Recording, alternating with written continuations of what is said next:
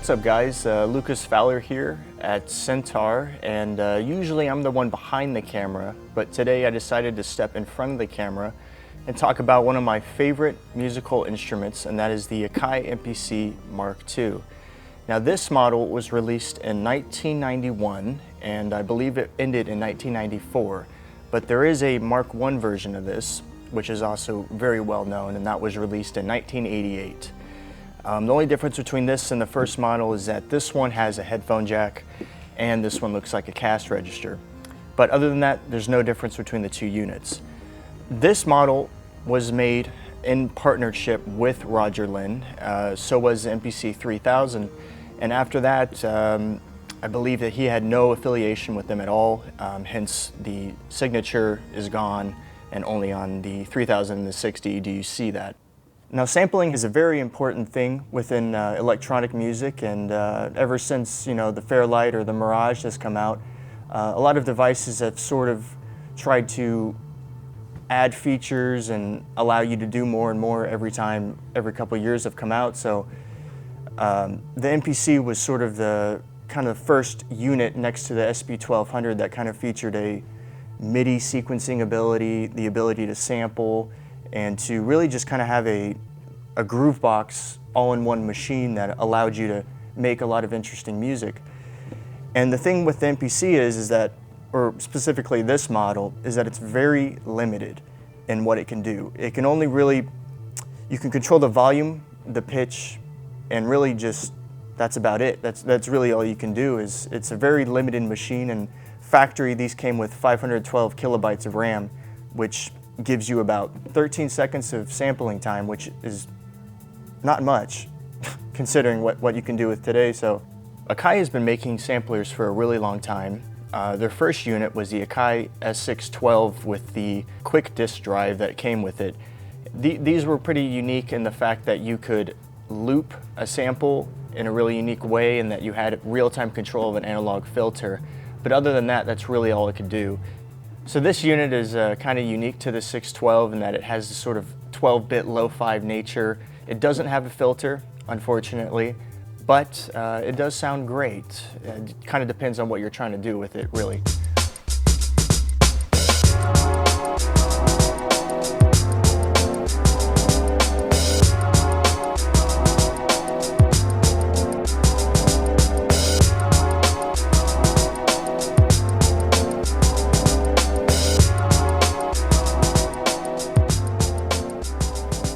So what this video is sort of a simple instructional guide on how to use the Akai MPC60 Mark II. Now there's a few videos on YouTube that sort of show you how to use this unit, but a lot of them are really outdated, and I just kind of wanted to make a little bit more of a quicker pointer video to where those who get one of these units can easily understand it and how to use it. So here's the front panel of the Akai MPC60, and what I'm going to do is walk you through from the top left to the bottom right here, and the first thing you see here is the full level button. So when you engage this, what it does is it turns on the pads here to be played at full velocity, and you can turn this on and off so it's not assignable. It's just whatever sample you're playing at the time.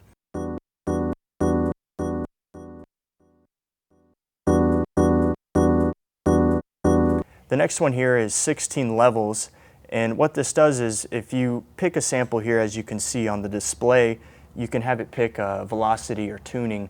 So you can have this tuned to, I believe it's a chromatic scale of 16 levels. The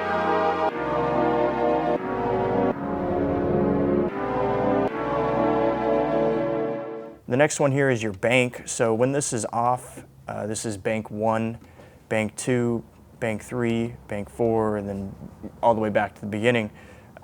Original OS with this only gave you 2 banks, a total of 32 samples. With upgraded OS, you can have up to 64 samples, so that's really handy.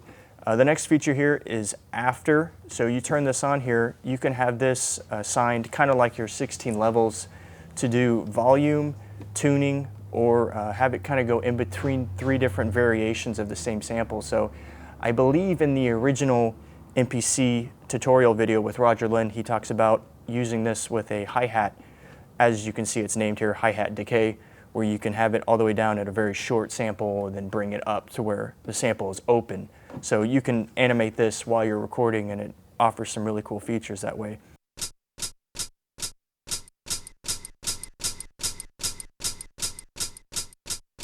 So moving over here to the drum section here, you get 16 pads. They're very soft, very unique kind of pads here. I believe some of the older MPCs have more rough, rigid kind of pads, and I like these. I don't think they have any problem with them. Sometimes they can double trigger, but that's usually not really a big problem. But you can replace these pads or even replace the sensor here so you don't have that issue. As you move over here, here's your data entry. So these are just digits that you can type in really quick. Over here are your commands, your soft keys, your help, disk, tempo, all those sort of things here. Your cursors, so you can move left and right. This all kind of works the same with this cursor, as you can use this to move back and forth, up and down with the plus and minus. And as you continue to move down here, you have your play and record options. So this can allow you to skip ahead or back in a sequence by bars. This is for your recording and your overdub. You can stop it, you can play it, and to overdub you just push 2 at the same time here. And the play start, what this does is that it will obviously play at the beginning of your sequence instead of playing right where you hit play. So if you want to input a kick drum or something like that at the beginning of your sequence instead of having to skip ahead. But these can help you locate where that kick drum is, and then you can go from there at that point. So over here are your real-time options here. So you have your erase, your timing, and your tap tempo. With tap tempo, you can just tap your, or I guess what you think the tempo is of what your sample or what you want to have your sequence at. Your timing correct allows you to quantize your inputs on the samples, and you can either turn it on or off and add some swing on there, which is really nice. And you can engage erase here by pushing erase, and then you can pick one of the samples here and erase it completely. Or while you're recording in overdub mode, you can hold erase and select one of the samples and erase it in the sequence for particular parts, which is really useful. So up here is your master volume, stereo mix volume. So this controls the volume of the stereo outs on the back. This is your contrast knob here. This controls how you want your display to be viewed. Now this display is a new display. It's an LED. The original had an LCD backlight in it, so it looks kind of weird on camera, but it's fine in person. So over on the back panel here, we have our stereo outs, our echo return. So this is kind of like an aux send, so you can have this actually routed to a reverb unit or any kind of effects processor, have it run back in, and you could control the volume of it within the drum mix. Here's your record in with your gain selector, and the MPC60 is a mono sampler, but what's unique about this is that you can pan it to left and right within the assignable mix out or internally with the drum mix. If you move over here, here's your syncing, your metronome out, your foot switches so you can change sequences, your MIDI in and your MIDI out. So you can have up to 64 channels of MIDI with this unit. So how the MIDI in works is that you can plug in a MIDI controller and pick your channels on the main screen of what device you want to have picked in a chain, or you can have individual chains here too. But another unique thing is that you can take the MIDI in from a synthesizer and then take the MIDI out of this back into it. So when you record a sequence, it will loop what you're actually playing within itself.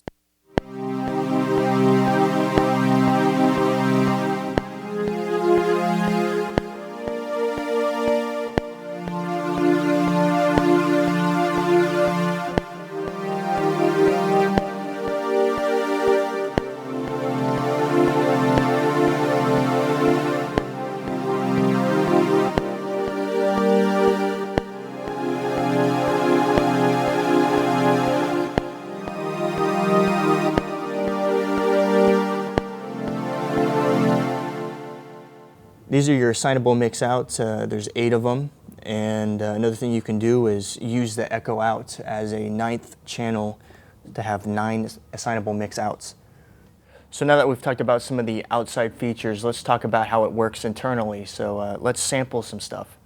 Okay, so to sample with the 60, it's pretty simple. So all you gotta do is hit Sounds, hit 5, and you're brought to a screen titled Sample New Sound. So all you really do is here is pick your length, which I've selected 0.5 for half a second.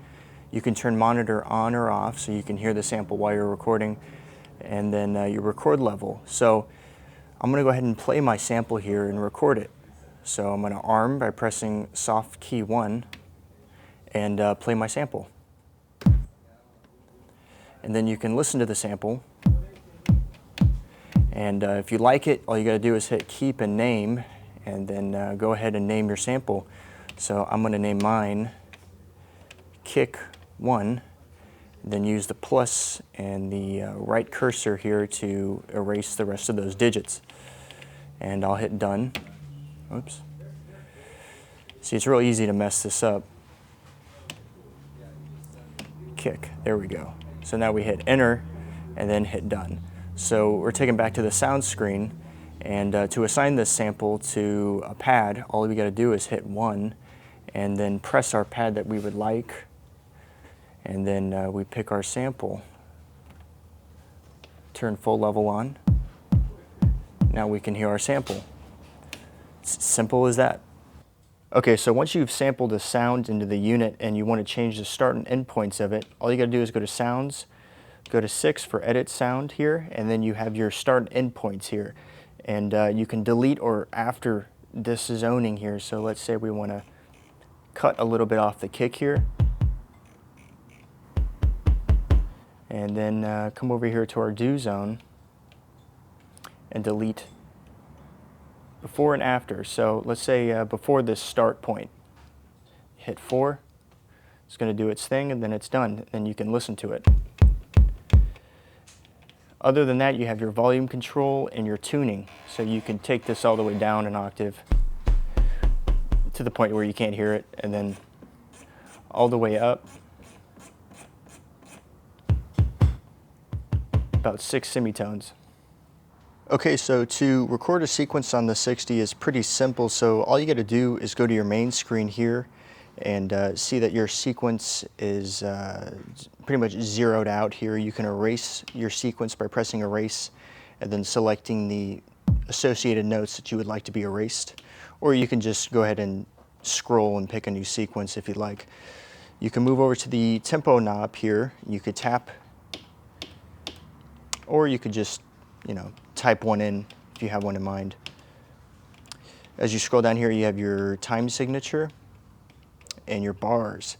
So on a normal 60, when you start out on your first sequence, it's going to be 2 bars, and I like to do 4 bar sequences. So in order to add 2 more bars to this, you go to Edit, and you go to number 3 here, which is Insert Blank Bars, and then you can pick how many you'd like to put in. So I already put 4 in, so I don't need any more than that.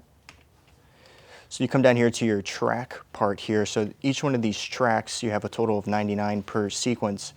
This is kind of like one sample is on each one of these tracks. You can have multiple, but usually you want to have your kick drum on 1, and then your hi-hat on 2, or your snare on 3, just to help keep things organized. And then you can turn these on or off with your soft key, as these are listed here. So you can solo with 2, you can go up and down with 3 and 4.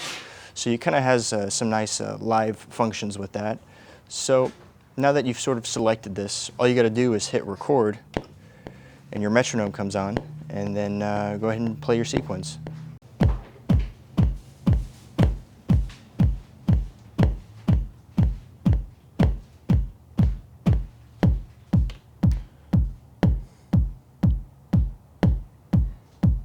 So it's pretty straightforward, and to push things a little further, if you go to your timing section here, you can pick how you want your notes to be quantized and the swing.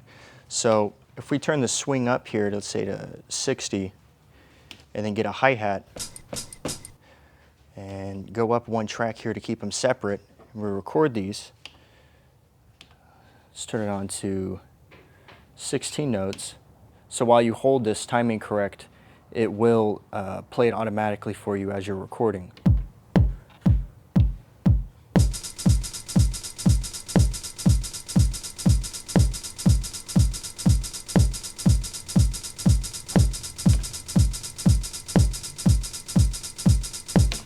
And if you wanted to add a little bit more variation to that, you can turn full level off, erase this, and then as you push this, you'll get different velocity with it.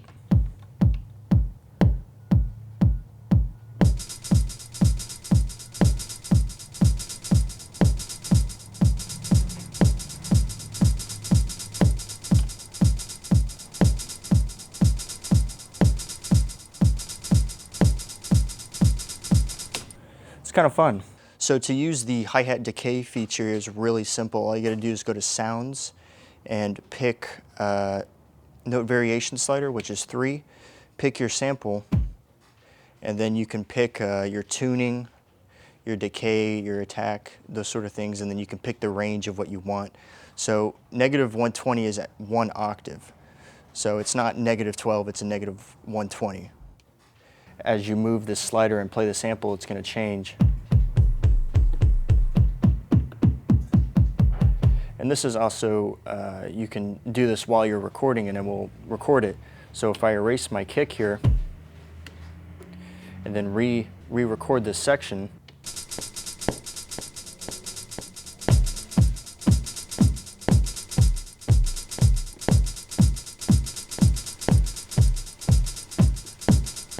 and then you engage it by turning after off.